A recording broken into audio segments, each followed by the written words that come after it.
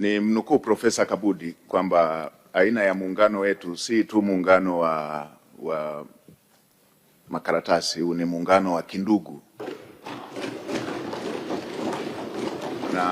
Na Mheshimiwa Spika, waasisi wetu waliunganisha mchanga kama ishara ya muungano. Lakini leo hii tunavyoongea, Mheshimiwa Spika, muungano wetu sasa umeshaunganisha damu.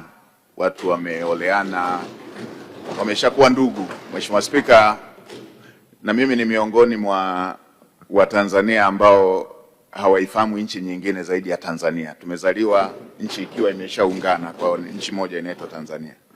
Hatuna tatizo la kimahusiano kuhusu masuala ya matumizi ya rasilimali wala masuala ya utoaji wa huduma. Na Mheshimiwa Spika, niweke kumbukumbu tu, kulikuwepo na kero nyingi tu kama waziri wa sekta ya muungano alivyosema. Hivi sasa zote zimeshatatuliwa zilizokuwa zinaitwa kero. Na sasa hivi tunawasihi wa Tanzania waongelee zaidi masuala ya fursa ili nchi hii kila Mtanzania aweze kunufaika na hatua hizo za maendeleo.